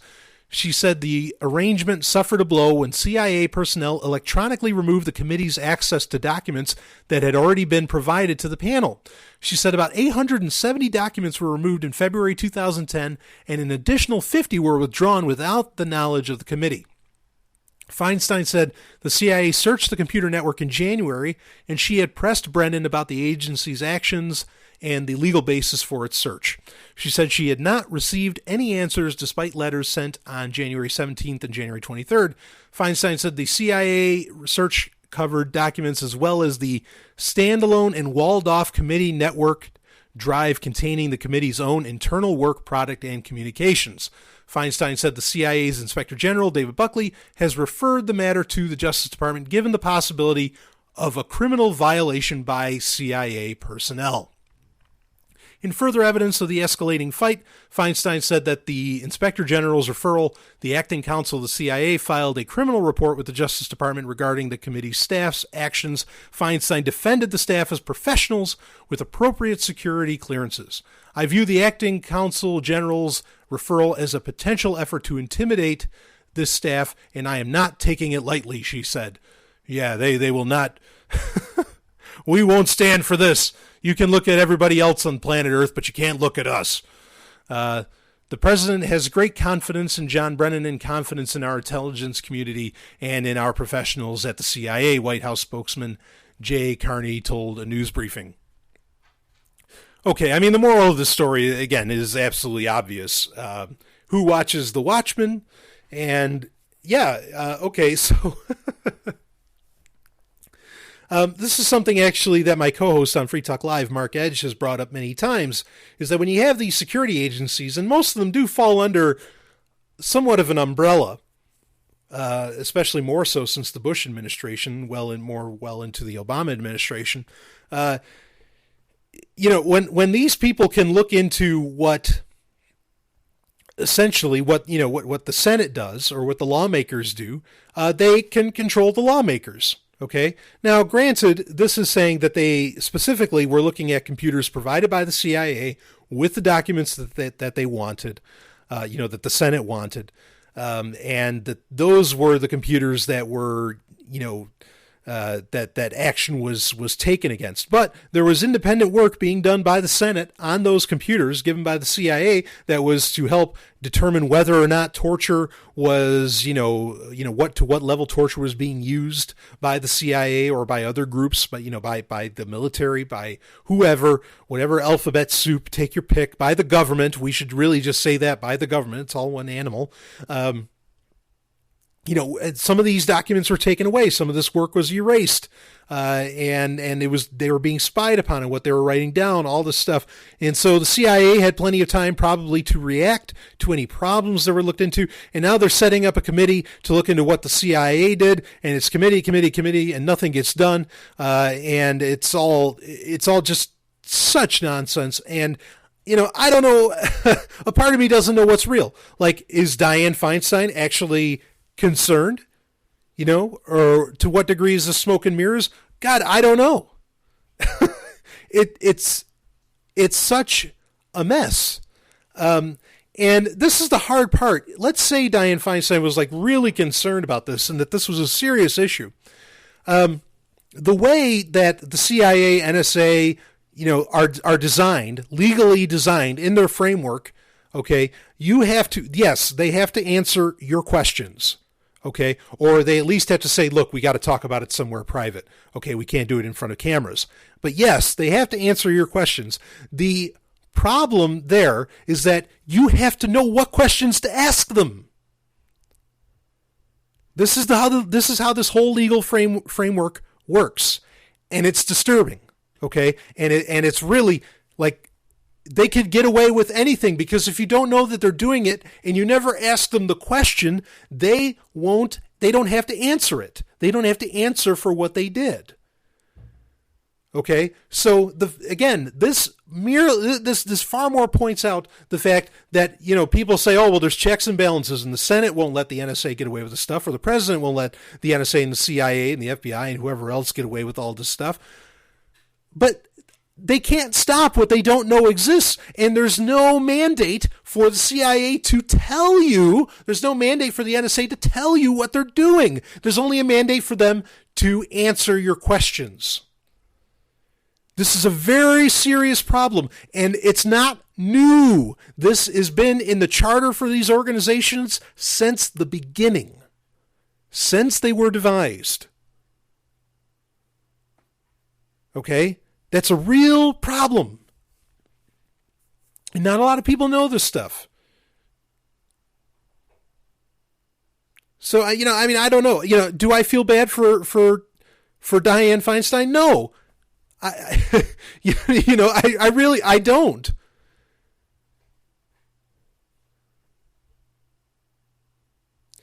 It brings up an interesting question. In that it poses the theory. Now, myself, I don't want government at all. I don't want any kind of government. I don't think they're necessary. Okay? People disagree with me, even in the liberty movement. That's fine. All right?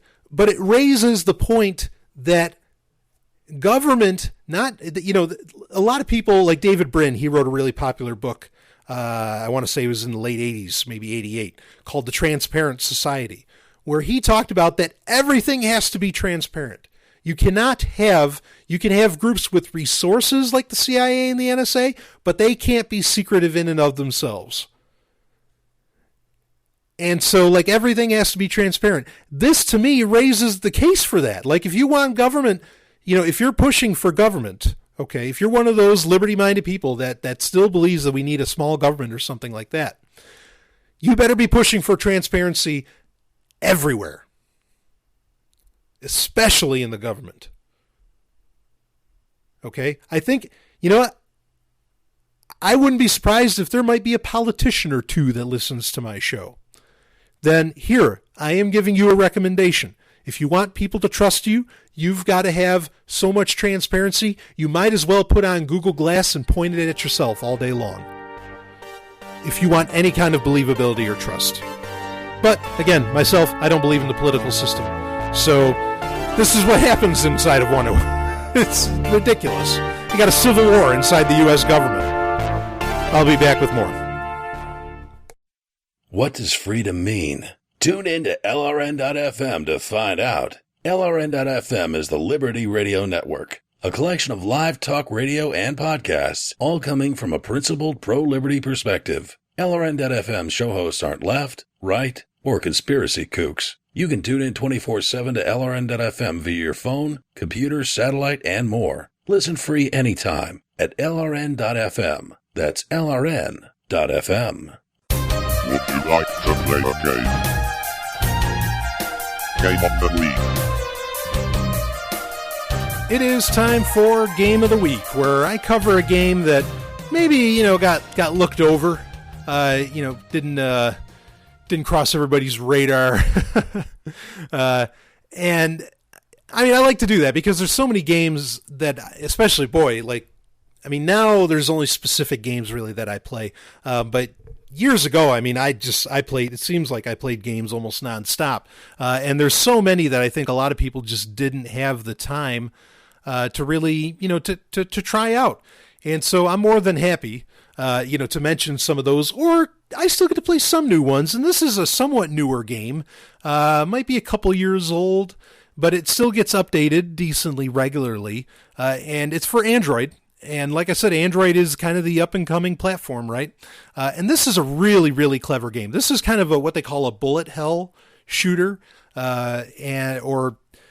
it's had a few different it's 1943. I don't know if you ever played 1943, where it's looking, it's a top-down scrolling shooter, and you're usually like you're an airplane or a space fighter or some kind of like Galaga, but everything just keeps coming at you more in real time, not in waves per se. And it's called Zolorians, and it's a space shooter, and it's a ton of fun. Totally independent game. As far as I know, it's only for Android, and it's very clever. And it actually, here's the thing: is a lot of these top-down shooters, like Raiden Legacy, there's a few that have come out for Android, for smartphones and tablets, smartphones more so, since tablets are a slightly more new phenomenon.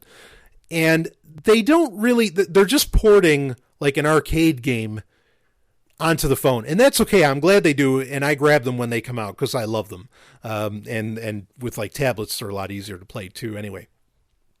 But this is Zolorians is one of those games, and it's Xelorians. It's one of those games that like actually put thought into the fact that it's going to be played on a touch screen, that it's going to be played on a small screen like on a smartphone. And so like one of the unique things about it, I mean, it has all the usual, shooter, top-down scrolling shooter, elements to it. It has power-ups, you can get shields, different weaponries, heat-seeking missiles, all that kind of stuff, you know what I mean? All that's in there. But it has some really clever things to where it has time distortion, which that's pretty cool. I haven't seen that in a whole lot of scrolling shooters. So it has a lot of unique elements, kind of like Ikaruga had a lot of unique elements in it too. In fact, Ikaruga just came out for Steam. Boy, go grab that if you've never played that. Awesome game as far as scrolling shooters go. Anyway, so Zolorians, here's one of the neatest features that it has, is that when you remove your thumb, okay, because your thumb, you're holding your smartphone in one hand, and so your thumb would be the main, that's your input device, that's what you're using, okay, to control it. When you remove your thumb, the game freezes. Like, the screen darkens and the game freezes because it knows you're not playing. That is so cool. And I think it's a feature you can turn off. You can do different control schemes, and it works well with like, NVIDIA Shield or the Moga Pro controller. So you can do that too if you want a more traditional controlling device. But it actually works so well with your thumb. And the ship actually, your thumb really, unless you like specifically really work at placing it over it, your thumb doesn't cover the ship. That happens a lot to where you actually, especially me, like I have I have really big hands, and so my thumb is pretty large, and it'll cover the ship a lot of times. The game actually makes sure that the ship is not where your thumb is, so that you can see it at all times and see what you're doing. So a lot of thought went into this, as far as the fact that, yes, it's going to be done on touchscreen, and it's a lot of fun, and it's actually got a modicum of story to it. So they went all out with developing this. They did update it. A lot of games for Android have not been updated to where they work within Google Play Games, which is an achievement system and a way to easy way to set up multiplayer and to save your game states and all that stuff. They did, I think back in September 2013, they did do an update where they allowed it to play within Google Play Games, and it, so it saves your game in the cloud automatically, and it allows for achievements if you're into achievements. I'm not much of an achievement guy, but they're there. So if you want to play really cheap, I think the game's like $1. If you want to play just a great top-down scrolling shooter, this is probably the best one on any mobile device. It really, again, really, really well thought out. And the music, I didn't even mention that. The music is awesome. Really, really cool music. Get you really fired up for playing. So I'll be back with more. Zilorians for Android. Check it out.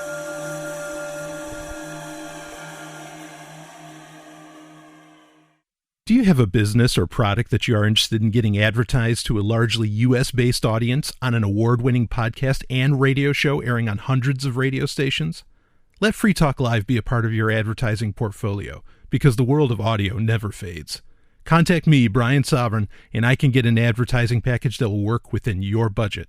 Email me at brian@freetalklive.com, and that's Brian with an I. Again, brian@freetalklive.com. What are you doing? I can't believe I caught you again. Jesus doesn't approve of this little habit of yours. I know, baby, I know it's wrong, but it feels so right. Well, it ain't. But I've been doing it since I was 12 years old. It's nothing but a sinful perversion of nature, if you ask me.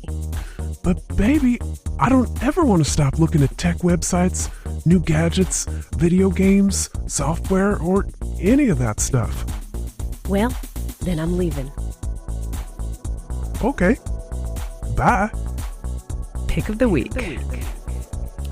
It is time for Pick of the Week, where I generally just geek out. And this week I'm going to geek out, and usually, it's where I can talk about whatever I want to talk about. Sometimes it's a topic, sometimes it's a movie, a book, a comic, a television show, a product. It can be anything. And this week I'll give you a tease because I'm going to talk about it next week, unless something really crazy comes up. I was going to talk about my manhood, and I don't mean like as in some kind of like ethereal thing, like it's like, oh, you've insulted my manhood. I'm talking about a physical product called the manhood. I was going to talk about that. I'll talk about it next week though. This week I want to geek out because I don't know, it feels like maybe it's been a little bit since I've done that. Of course, my perception of time with recording SovrynTech episodes has been a little skewed since I've been going to so many conferences. Speaking of which, I hope you catch it. There is a release this weekend with this episode. You're getting a double load. Even though I'm not going away, you're getting a double load. You're going to get an episode where the lovely and hyper-intelligent Dr. Stephanie Murphy and I talk about our experience at the Texas Bitcoin Conference, as well as it will have attached to it my talk, Is Bitcoin More Real Than Gold? Will be there as well, along with they actually cut part of it out where I insulted and pretty much said that Bitcoin's largest problem is the Bitcoin Foundation. And that was cut out from the video. You can catch the video. It's on my Google Plus page. You can find it there. I shared it on Twitter too. I shared it everywhere. So you can find that if you really want to watch me in action. But we'll have the audio of that with the cut out parts, the parts that the Texas Bitcoin Foundation cut out. You can find that on SovrynTech, and so it'll be a great episode. Last time we went to a conference and we did a response episode of SovrynTech to it. It got great reviews, so I wanted to make sure that we make that a staple of SovrynTech. Anyway, I'm going to geek out now. Enough of that stuff. I want to talk about one of my favorite television shows, one of my favorite movie series. This is going to be a very overarching talk about a franchise. Okay. And maybe in the future, I'll talk about more specific parts of this franchise. But what it is Highlander. Oh yeah, baby. One of the best of the best. It is so tough. It really is, especially in the 90s when you had so much great material, so much rare material, but the material that was coming out was so great. It's really tough to say, like, what's your favorite TV show? What's your favorite, franchise or series or something? It's difficult because, I mean, in the 90s you had Babylon 5, you had Superforce, you had, Superforce. Oh, email me if you know about that one, baby. You had, Highlander. You had a whole slew of things, and Star Trek was at its absolute heights in the 90s. I mean, there's just so much great stuff, going on. But so it's tough to pick like what the greatest one is. I still say Babylon 5 is the greatest show in television history, for so many reasons. Just the art of it, the way its presentation style, everything about it was just top notch. But boy, Highlander was a big deal, big enough deal that in my first couple of years in high school, I was wearing a trench coat. Okay, it was a nice trench coat. It wasn't one of these like Columbine shooter kind of trench coats. It was a really high-end trench coat that I actually got in Berlin. And I mean, and I wore it because, and I grew an obsession with swords, all because of Highlander. Now, what is Highlander? Highlander, it was originally a movie, kind of what they call a cult classic. It was a movie came out in, I want to say 86. I think it was 86 it came out, starring Christopher Lambert, or Christopher Lambert, depending how you want to pronounce that. And it's about immortals. They're kind of like vampires, but they don't suck blood. But they're immortals. No one knows how they started, where they kind of came from, even though there were movies later on that tried to explore that, and they were kind of rough. But you have these immortals going, living for, they live forever, unless you cut off their head. And if you cut off an immortal's head, you get what's called their quickening, which is essentially their soul and like kind of their power. And there's this thing going on where it's called the Gathering, where there's this pull for other immortals to essentially fight each other to the death, so that in the end there can be only one immortal left, and that immortal will end up ruling the world. So pretty far out like ideas, and it's actually kind of tough to describe. So if you want to hit up the Wikipedia page for a better description of it, you might want to do that. But they're kind of like I say, they're like vampires, except they don't have all the wild powers, and they don't, they don't suck blood. They don't kill other humans. They kill other immortals. But anyway, it's an awesome series, very romantic. It covers a lot of history. Like they'll do flashbacks a lot where the character, the immortal that they're covering at the time, will think back to when, say, they've first met the immortal they're encountering during the movie or during the television show. And so you'll get a lot of history in it, which that really appealed to me growing up. I love history. In fact, big secret, I'm actually a historian. I just use this tech stuff to talk to you about it. No, I'm kidding. But it's tremendous. It really, there's nothing quite like it. There really has been nothing quite like it before or since. Because it allowed for incredible perspectives, and they got to cover a lot of morality of doing things throughout history, and they got to experience you get to encounter a lot of historical figures through it. Kind of like what Young Indiana Jones Chronicles tried to do. But it couldn't pull it off as well as Highlander. And then there's, kind of, I guess, the romanticism, if you feel there is such a thing, for sword fighting and all this stuff. And it's just, it's tremendous. And it was a big deal. In fact, at the time, in the 90s, the television show, it's important to bring out, because there's like 6 or 7 movies. There's a lot of movies for this. There's the original one. There's like the original trilogy that has, and boy, there's a lot to talk about with like the second one, but there's the original trilogy that has to do with the character of Connor MacLeod, played by Christopher Lambert. And so there's Highlander, which came out in 86. Then there's Highlander 2, which came out in 91. And then there was another one in 94 called Highlander 3, the Final Dimension, or the Sorcerers, had a couple different names. And like Highlander 2 is actually notorious because they changed the entire Highlander story to where they said that they were aliens from like another planet. But then Highlander became so popular that the actual producers of the Highlander series were able to, they were funded to go and redo. This was really unique and it's worth watching. They recut and like did some CGI work, and this was in the 90s that they did this. They retouched a lot of things and re-edited to where Highlander 2, they got rid of all the alien stuff and they just like, they made it fit into the Highlander mythos, into the overall Highlander mythology. And they did a great job, and it's really clever to see, because now I think it'd be easy to do with CGI, but back then, very, very difficult to do. And so that's interesting to look at. But then the really big thing about Highlander wasn't so much the movie, but the television show, which went on for like 6 years. And the show started, oh boy, when did that? Like 92, 94? 92. It was in 92 that it started, went to like 1998, and it was huge. It was actually, I think, next to Baywatch, which a lot of people don't realize that Baywatch was the #1 show in the world in the 90s. In America, people make fun of it, but of course there's, 6 billion other people on the planet. It was the #1 show in the world. And in fact, Highlander was the #2 show in the entire world. It was that big. It was a big deal.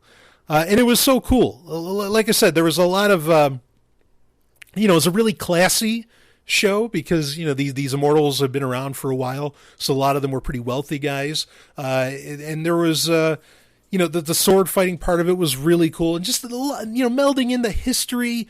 There was even a show that kind of had like a Rasputin type character, which was pretty interesting if you know the story about Rasputin.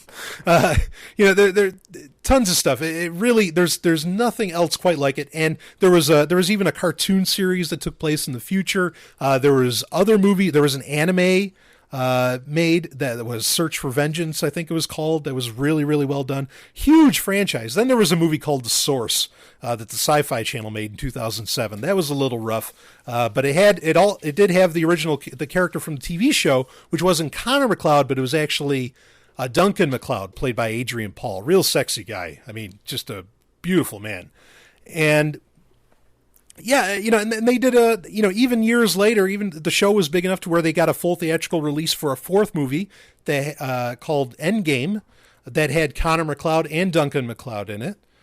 And Christopher Lambert, a lot of people, maybe in America, they remember him as Raiden, or they will remember him from like Fortress or something. But he's still a big deal. Like he's a big deal actor in the rest of the world, and a lot of people don't recognize that. And he actually was in the first episode of the television series playing Connor McLeod, which was unheard of at the time. That's not unlike George Clooney showing up on a television show again or something. It's really a really big deal. So anyway, Highlander, a lot to love, a lot to watch. There's a ton of Highlander out there. If you can get a good torrent of it, find it, download it. It's going to be over 100 gig no matter what you do. But very enjoyable. But it was pretty inspirational, to me. Especially there's a character in it that I would relate to a lot more later on in my life. In that his name was Mythos. That's the name of the character. And he's the oldest immortal alive. He's like 5,000 years old in the television show. And he becomes a very peaceful person. He says, he pretty much puts down his sword. And actually at one point he was one of the 4 horsemen of the apocalypse. He was like in a past life, that's where that kind of mythology came from, according to the Highlander series. And he gets to a point where he just becomes totally peaceful, doesn't want to kill anybody. And it's a tremendous character to talk about, and became a pretty inspirational character later on in my life when I kind of came to a similar conclusion that I think you can end up, hurting so many people that you don't want to do it anymore. And yeah, so, television can really be a relatable thing. Like, I mean, my parents were atrocious, and so television kind of helped raise me a lot. And Highlander was one of those shows that, that helped raise me. And so if you haven't seen Highlander, I highly recommend it. There's a lot to catch. At least watch the original movie. It's a lot of fun. It's pure 80s cheese. The soundtrack is done by Queen. Has a great opening theme song called Princes of the Universe. Phenomenal stuff. And then, the show is, you'll get hooked. It's great television. I don't know if it's available on Netflix, because I don't really bother with Netflix. But if it is, go for it. Have a great time. There's even comic books out there. Dynamite did a couple comic book series. Phenomenal stuff. Anyway, Carpe Lucem. If you want to help the show, don't forget, we accept Nextcoin, BitShares, Bitcoin, Litecoin, Namecoin, you name it, and PayPal. You can donate to the show. I'll catch you next week. This has been Sovryn Tech. Visit us at sovryntech.com. That's SOVRYN tech.com. There you can connect with us, see more of what you've heard on today's show, and catch our podcast feed. Sovryn Tech is open source. We encourage you to share. Later, nerds.